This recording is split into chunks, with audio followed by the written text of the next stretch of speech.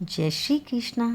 आज हम कार्तिक मास के 15वें 16वें अध्याय की कथा के बारे में बताएंगे। नारद जी राजा पृथु से कहते हैं, हे राजन, एक बार उस जलंधर राक्षस राज के राज्य करते समय मैं उसकी राज्य लक्ष्मी को देखने और विष्णु की सेवा करने के लिए गया। जब मैं वहां पहुंचा तो उसने मेरी पूजा की और हंसते हुए मुझसे कहा, हे ब्रह्म ऋषि, आप कहाँ से आ रहे हैं? क्या आपने कहीं कुछ ऐसा देखा है जिसके कारण आप यहाँ आए हैं? आप मुझे बताइए, क्या समस्या है? नारद जी ने जलंधर से कहा, है दैत्यराज, मैं यूं ही अपनी इच्छा से कैलाश शिखर पर गया। वहां मैंने पार्वती के साथ बैठे हुए शंकर को देखा। कैलाश 10,000 योजन भूमि में फैला हुआ है। वहां कल्प वृक्षों का बहुत बड़ा वन है। उसमें सैकड़ों कामधेनु हैं और वह मणियों से प्रकाशित हो रहा है। उस महान आश्चर्य को देखकर मेरा मन तर्क वितर्क से भर गया। मैं सोचने लगा कि त्रिलोकी में ऐसी समृद्धि और कहीं है भी या नहीं। तभी मुझे तुम्हारी समृद्धि का स्मरण हो आया। उसे ही देखने की इच्छा से मैं तुम्हारे पास आ पहुंचा हूँ। अब मैं सोचता हूँ कि शिव जी ही त्रिलोक में सबसे अधिक समृद्धिशाली हैं। तुम्हारे यहाँ सब कुछ होते हुए भी पार्वती जैसी स्त्री रत्न नहीं है। यद्यपि अप्सराएं और नाग कन्याएं आदि तुम्हारे घर में विद्यमान है, पर वे निश्चय ही पार्वती के समान सुंदर रूपवती नहीं है। उस पार्वती की सौंदर्य रूपी सुंदरता के समुद्र में डूबकर ब्रह्मा जी का भी अपना वीर्यपात हो गया था। फिर बताओ, उसके समान सौंदर्य की उपमा वाली कोई स्त्री कैसे हो सकती है? एक बार पार्वती ने मछली का रूप धारण कर लिया था और अपनी लीला के द्वारा शिवजी को भी अपनी सुंदरता रूपी वन में घुमा घुमा कर नचा दिया था।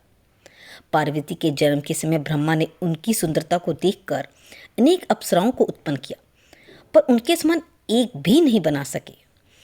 इसीलिए स्त्री रूपी रत्न को भोगने वाले शिवजी की समृद्धि ही सबसे अधिक श्रेष्ठ है। हे राक्षस राज, यद्यपि तुम सब रत्नों के स्वामी हो, फिर भी तुम्हारी समृद्धि शिव जैसी नहीं है। ऐसा कहकर जब नारद जी बोलते हैं कि मैं वहां से चला आया, तब राक्षस राज जलंधर पार्वती के रूप की चर्चा सुनकर काम ज्वर से पीड़ित हो गया।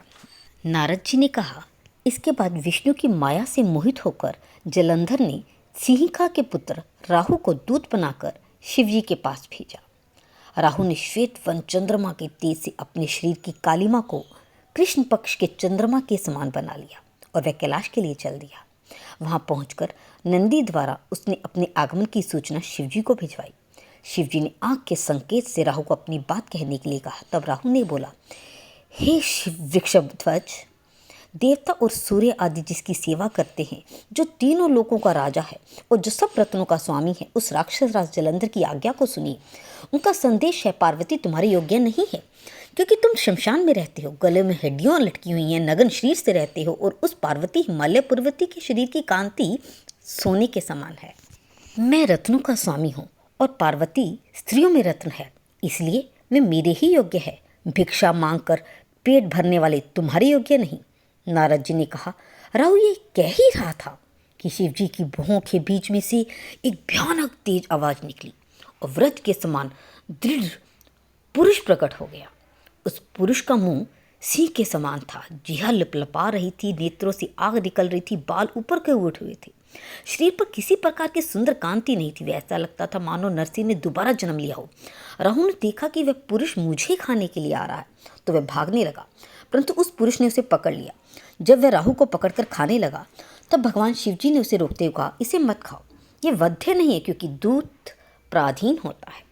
भगवान शिवजी की यही आज्ञा सुनकर उसने राहु को आकाश में छोड़ दिया और भगवान शिवजी से प्रार्थना की, हे प्रभु, मुझे भूख सता रही है और भूख से मैं बहुत कमजोर हो गया हूँ। हे देवेश, मुझे आज्ञा दीजिए कि मैं क्या खाऊं। शिवजी बोले, तुम शीघ्र ही अपने हाथों पैरों का मांस खाओ। शिवजी का इस प्रकार का आदेश पाकर उस पुरुष ने अपने हाथों पैरों का मांस इस तरह खाया कि केवल उसका सिर ही शेष रह गया। उसे इस अवस्था में देखकर भगवान शिव अत्यंत प्रसन्न हुए और उस भीमकाय पुरुष से बोले, आज से तुम्हारा नाम कीर्तिमुख होगा और तुम मेरे द्वारपाल बनकर रहोगे। तब से कीर्तिमुख शिवजी के द्वार पर स्थित रहता है। जो पहले कीर्तिमुख का पूजन नहीं करते, उनकी पूजा व्यर्थ हो जाती है। इस प्रकार उस भीमकाय पुरुष से छूटा हुआ राहु आकाश से बर्बर स्थान में जा गिरा और इस कारण वह बर्बर नाम से पृथ्वी पर प्रसिद्ध हुआ। इसके पश्चात राहु ने अपना इसको पूर्व जन्म मानते हुए जलंधर के पास जाकर अपना सारा वृतांत सुनाया। आज की कथा यहीं पे समाप्त होती है। जय श्री कृष्णा।